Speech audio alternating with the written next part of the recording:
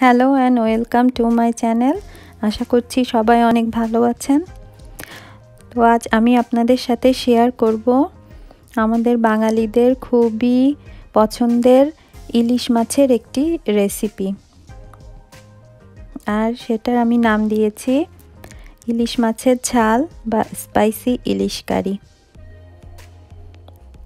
তো এখানে আমি মাঝারি সাইজের ইলিশ মাছ নিয়ে নিয়েছি। এখন এই মাছগুলোকে খুব ভালোভাবে ধুয়ে হলুদ আর লবণ দিয়ে মাখিয়ে নিতে হবে।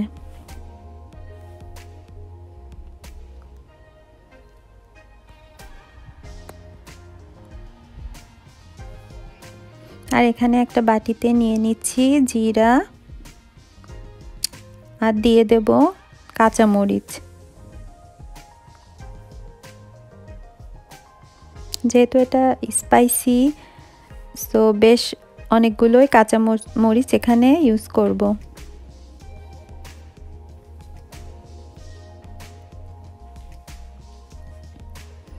আর এখানে আজ পাটায় বেটে রান্নাটা করব।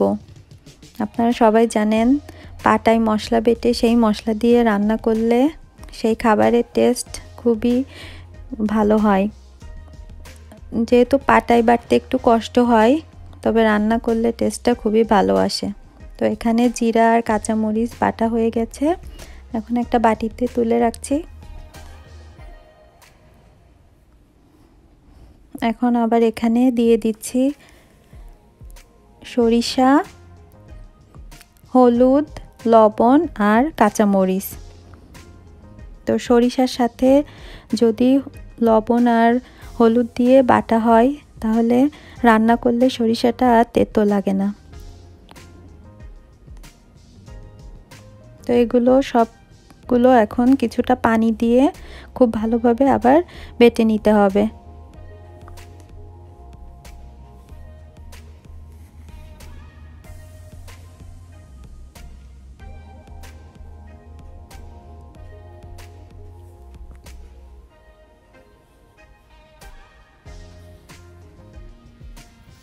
তো এই যে সরিষাটা বাটা হয়ে গেছে, এটাকেও একটা বাটিতে তুলে রাখছি। এখন যে মাছগুলো ছিল ওই মাছগুলোর সাথে এখন এই জিরা আর মরিচের যে পেস্টটা আর কিছুটা সরিষার তেল দিয়ে এটা খুব ভালোভাবে মেখে নিতে হবে। তো আপনারা মেখেই সাথে সাথে রান্না করতে পারেন বা 5-10 মিনিট রেখেও দিতে পারেন, কোনো সমস্যা নাই।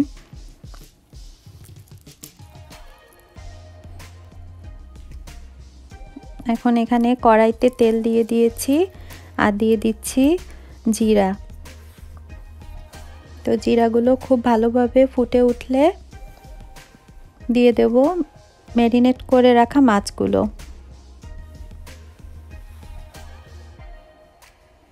এখানে মাছগুলো দিয়ে দিচ্ছি।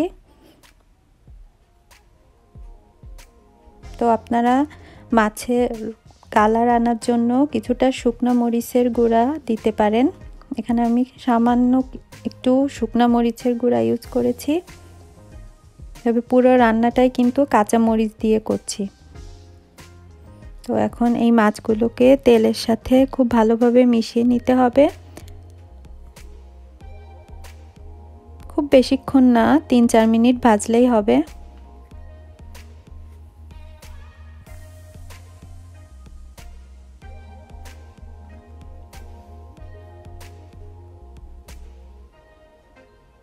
তো মাছগুলো ভাজা অলমোস্ট শেষ।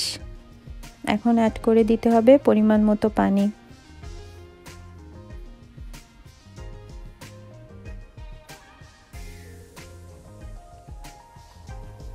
তো পানি দিয়ে খুব ভালোভাবে এখন মাছগুলো পানির সাথে মিশিয়ে নিচ্ছি।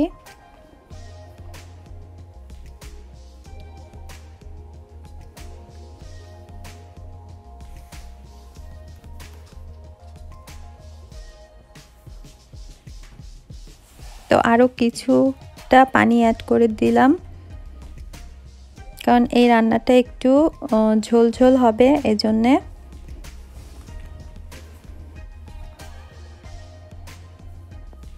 তো এখন অ্যাড করে দিচ্ছি পরিমাণ মতো লবণ, দিয়ে এখন ঢাকনা দিয়ে এটাকে ঢেকে দিতে হবে। তো দেখতে পাচ্ছেন এটা ফুটতে শুরু করেছে।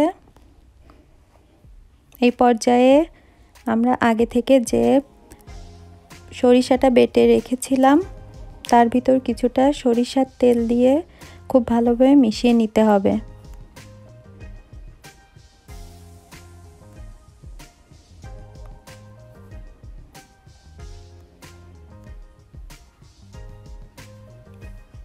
তো আমার সরিষার আর তেলটা খুব ভালোভাবে মেশানো হয়ে গেছে। এখন এটাকে মাছের ভিতর অ্যাড করে দিচ্ছি।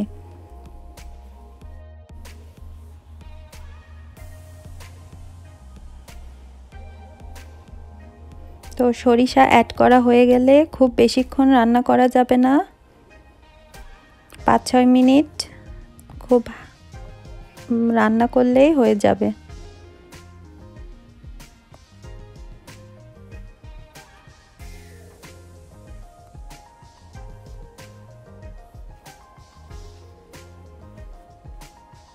এখন আবার এটাকে ঢেকে দিচ্ছি।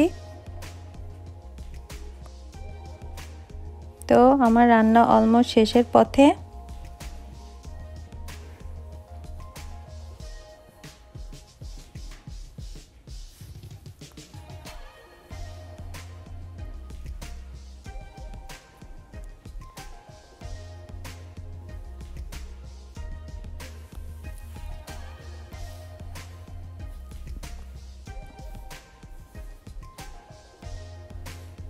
এখন অ্যাড করে দিচ্ছি আরও 2-4টা কাঁচামরিচ।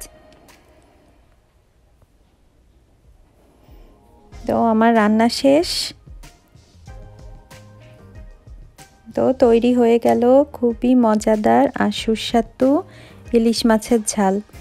সবাই বাসায় ট্রাই করে দেখবেন, আশা করছি ভালো লাগবে। তো সবাই ভালো থাকবেন, বাই বাই।